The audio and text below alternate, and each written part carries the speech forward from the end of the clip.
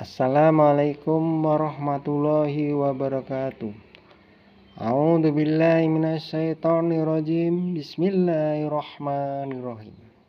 Pertama-tama marilah kita panjatkan puji syukur kepada Allah Subhanahu wa taala yang telah memberikan rahmat-Nya, hidayah, petunjuk, karunia, serta kedua kalinya kepada junjungan Nabi besar Muhammad SAW. Semoga kita menjadi umat-Nya. Amin. Kaum muslimin yang saya hormati, tema hari ini kita akan bahas tentang ujian-ujian bagi orang yang beriman. Allah akan menguji dalam bentuk kebaikan dan keburukan. Dalam bentuk kebaikan itu yang disenangi, dan dalam bentuk keburukan itu yang tidak disenangi. Dalam bentuk yang tidak disenangi pernah kita bahas. Untuk mengingatkan, maka saya bahasnya dengan sedikit. Dalam surah Al-Baqarah ayat 155 Allah berfirman, dan pasti kami akan menguji kamu dengan sedikit ketakutan. Dengan apa Allah akan menguji dengan sedikit ketakutan? Yang pertama adalah dengan kekurangan harta atau kemiskinan. Yang kedua, dengan kekurangan biji-bijian atau buah-buahan atau disebut kegagalan panen. Yang ketiga, kelaparan. Yang keempat, kekurangan jiwa atau yang disebut kematian. Nah, itulah bentuk-bentuk ujian yang Allah berikan dalam bentuk yang tidak disenangi. Nah, tema hari ini kita akan bahas tentang ujian-ujian yang disenangi. Terus apa sih yang disenangi manusia itu? Kekayaan, jabatan, kekuasaan, harta, benda. Itu bentuk-bentuk ujian yang disenangi manusia. Jadi pejabat senang nggak? Senang. Jadi hakim senang nggak? Senang. Memiliki kekayaan senang nggak? Senang. Ya, itu jenis-jenis ujian yang berbentuk senang, yang disenangi manusia. Manusia ada yang menginginkan kehidupan, kesenangan di dunia. Ada juga yang manusia yang menginginkan kehidupan akhirat, juga ada. Ada juga pula yang menginginkan kehidupan dunia, kesenangan dunia dan kesenangan di akhirat, juga ada. Tentunya kalau untuk milih ya kesenangan di dunia dan kesenangan di akhirat, ya itu. Tapi untuk mendapatkan kesenangan dunia dan kesenangan akhirat, terus bagaimana ini? Solusinya bagaimana? Insya Allah menjadi solusi ini. Dalam surah Al-Kahfi ayat 32 sampai 42 menceritakan. Saya bercerita ini, tapi saya singkat.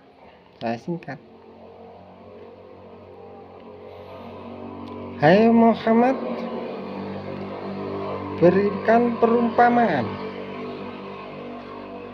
Ada dua orang laki-laki memiliki kebun anggur dan kurma. Allah telah memberikan kebun kurma dan anggur dan buahnya sangat lebat, hasilnya memuaskan, tanpa Allah mengurangi sedikit pun dari buahnya itu. Lalu yang satu sombong, angkuh, maka Allah mengirimkan petir sehingga tanah itu menjadi licin. hancur tanamannya. Dan atau pula airnya surut masuk ke dalam tanah dan tidak akan menuai buahnya lagi. Anggur roboh bersama penyangganya. Nah, ini diberi kesenangan dalam bentuk padi bentuk anggur dan kurma. Karena sombong, angkuh, maka Allah mengirimkan petir atau airnya surut masuk ke dalam tanah sehingga buah anggur roboh bersama penyangganya. Ini karena angkuh, sombong. Nah, dalam surat Al-Kahfi tadi kan ayat 432 sampai 42. Ada yang ayat yang 39 tadi yang mengetuk hati. Saya bacakan ya, nggak hafal.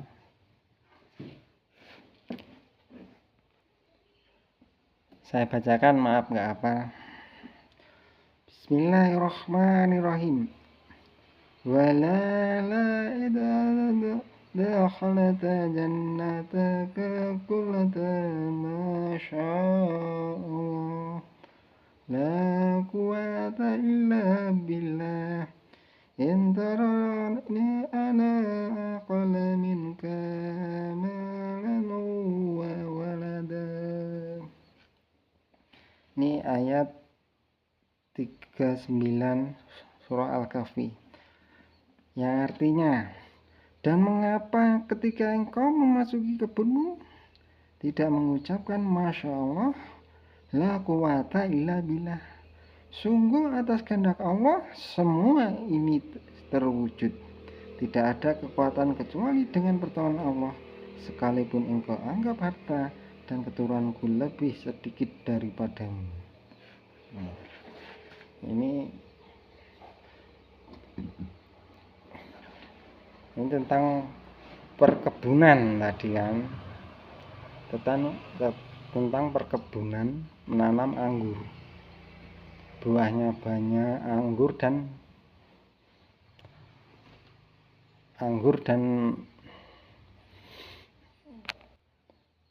kurma. Allah memberikan buahnya banyak, menanam anggur dan kurma itu buahnya banyak, bagus, buahnya berlimpah. Tapi salah satu itu sombong, angkuh, maka Allah mengirimkan petir atau airnya surut masuk ke dalam tanah sehingga kebun itu hancur, anggur roboh bersama penyangganya. Itu karena angkuh, karena sombong. Nah, itu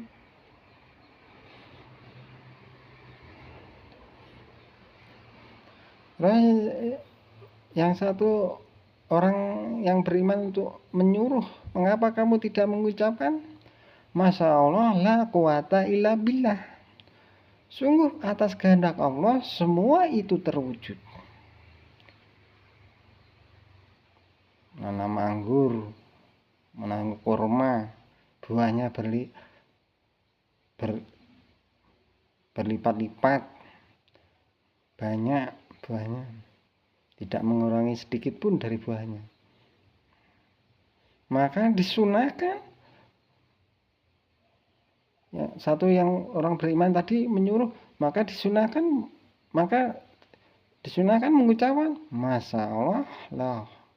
Masya Allah quwata illa billah, la quwata illa billah. Sungguh atas kehendak Allah semua itu terwujud. Buahnya melimpah, anggur itu. Maka disunahkan Masya Allah la quwata illa billah.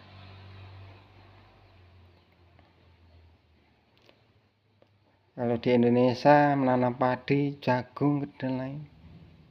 Kalau buahnya melimpah banyak, disunahkan juga Masya Allah la quwata illa billah. Sungguh atas kehendak Allah semua ini terwujud.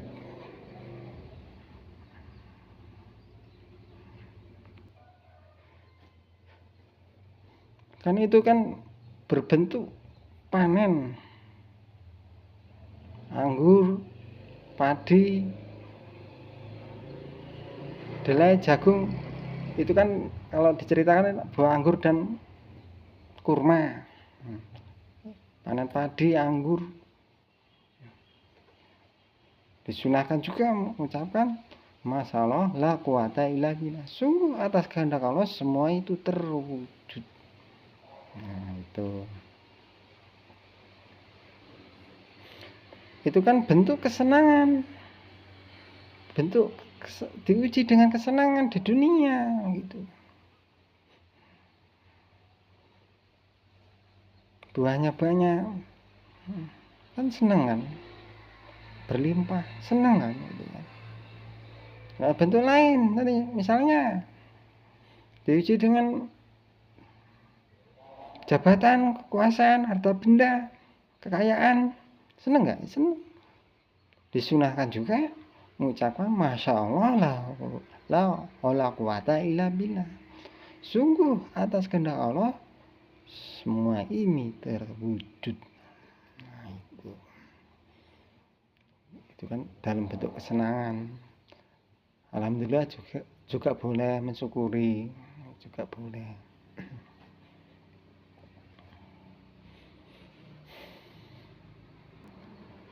Terus masya Allah la quwata illa billah. Sungguh atas kehendak Allah semua itu terwujud. Itu harus menghayati, memahami. Masya Allah la quwata illa billah. Sungguh atas kehendak Allah semua itu terwujud. Terwujud apa? Milik panen banyak, terwujud buahnya banyak. Menjadi pejabat, terwujud jadi pejabat. Jadi hakim, terwujud jadi hakim. Jadi polisi, terwujud jadi polisi. Itu atas kehendak Allah, sungguh atas kehendak Allah gitu. Memahami, menghayati bahwa kekuasaan, jabatan, harta benda semuanya itu atas kehendak Allah. Semua ini terwujud, itulah memahami, menghayati. Kalau nggak ingat masya Allah la quwata illa billah. Saya ambil contoh misalnya jadi hakim karena kehebatan saya, misalnya jadi dokter karena kepintaran saya, memiliki kekayaan karena kecerdikan saya. Nah, itu akan timbul apa? Akan timbul sombong, bangga diri, angkuh. Nah, itu karena tidak mengingat masya Allah la quwata illa billah. Masya Allah la quwata illa billah. Sungguh atas kehendak Allah semua itu terwujud. Jadi hakim terwujud atas kehendak Allah. Jadi pejabat terwujud atas kehendak Allah. Jadi polisi terwujud atas kehendak Allah. Menghayati, memahami masya Allah la quwata illa billah. Sungguh atas kehendak Allah semua itu terwujud.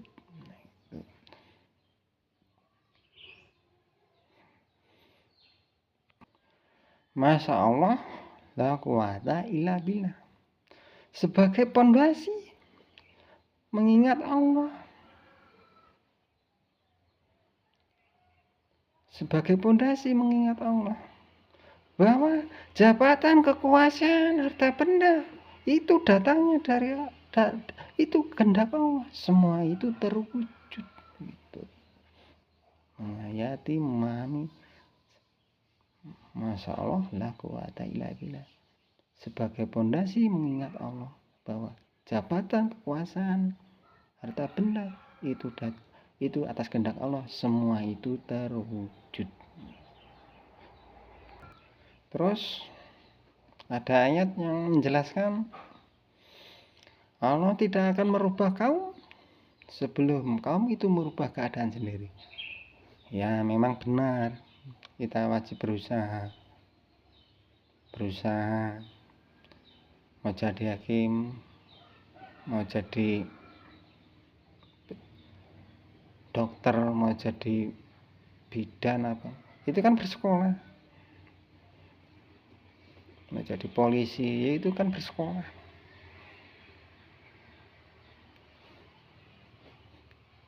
Tapi semua itu kalau bukan karena kehendak Allah, maka semua itu tidak akan terwujud. Harus memahami tuh. Terus kan menginginkan kehidupan dunia senang dan kehidupan akhirat senang. Terus apa yang dilakukan? Ya kan? Sudah mendapat kesenangan dunia itu senang, jabatan, kekuasaan, harta benda, kekayaan kan senang. Supaya di akhirat juga senang. Bagaimana? Dengan menjalankan perintahnya dan menjauhi segala larangannya. Kalau ingin senang di akhirat, dunia sudah senang, di akhirat moga-moga ya juga senang gitu. Menjalankan perintahnya dan menjauhi segala larangannya, yang disebut takwa.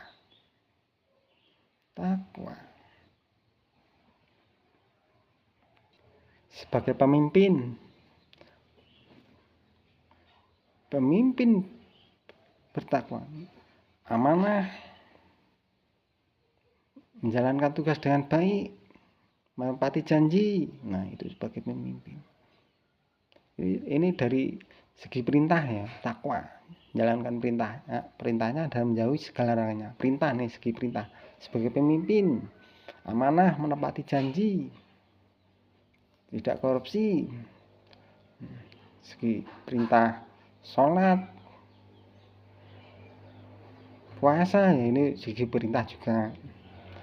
Yang dari segi larangan, jangan korupsi, jangan mengambil uang hak rakyat. Nah, itu diberi kekayaan. Dari segi perintah, sholat, zakat, puasa, berkorban, infak, sedekah, berhaji. Nah, sedekah itu segi perintah. Dari segi larangan, jangan bangga diri, sombong, angkuh. Nah, itu jangan dilakukan. Nah, itu menjalankan perintahnya dan menjauhi segala larangannya. Dalam surah Al-Hajj ayat 37, darah dan daging kurban tidak sampai kepada Tuhanmu, tapi yang sampai kepada Tuhanmu itulah ketakwaanmu. Kita zakat, kita sedekah, berkurban, uangnya enggak sampai kepada Allah, tapi ketakwaanmu itu loh.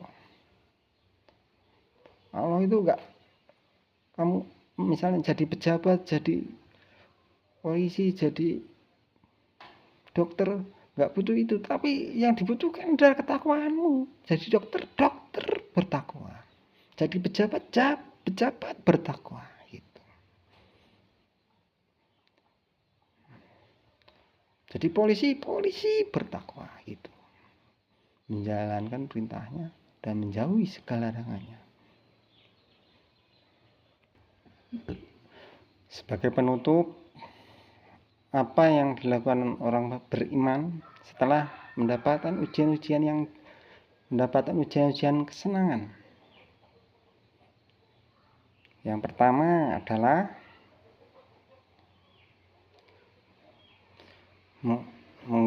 disunahkan mengucapkan Masya Allah la quwata illa billah. Sungguh atas kehendak Allah semua itu terwujud. Jadi polisi terwujud atas kehendak Allah. Jadi pejabat terwujud atas kehendak Allah. Memiliki kekayaan terwujud atas kehendak Allah. Itu. Bahwa segala sesuatu itu atas kehendak Allah. Jadi polisi, jadi pejabat itu atas kehendak Allah. Menyadari, menghayati, menghayati bahwa jabatan, kekuasaan, harta benda itu atas kehendak Allah. Semua itu terwujud itu. Itu yang pertama. Yang kedua, kan menginginkan kehidupan akhirat juga senang. Tadi kan udah di dunia udah senang, di akhirat pengen senang apa? Menjalankan perintahnya dan menjauhi segala larangannya.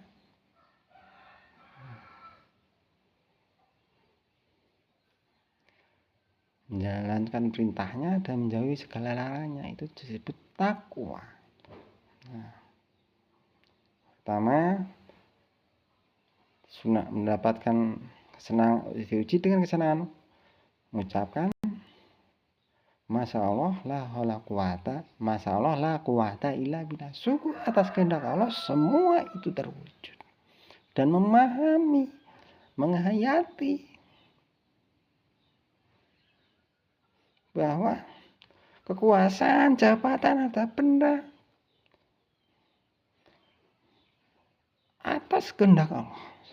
Semua itu terwujud, memahami sebagai pondasi untuk mengingat itu berasal dari Allah itu. Terus yang kedua, menginginkan kehidupan akhirat juga senang, menjalankan perintahnya dan menjauhi segala larangannya. Disebut takwa. Cukup sekian. Apabila ada kata kurang berkenan, saya mohon maaf. Saya mohon ampun kepada Allah. Kebenaran dari Allah, datangnya dari Allah kebenaran. Saya Abadi Kurniawan. Saya akhiri. Assalamualaikum warahmatullahi wabarakatuh.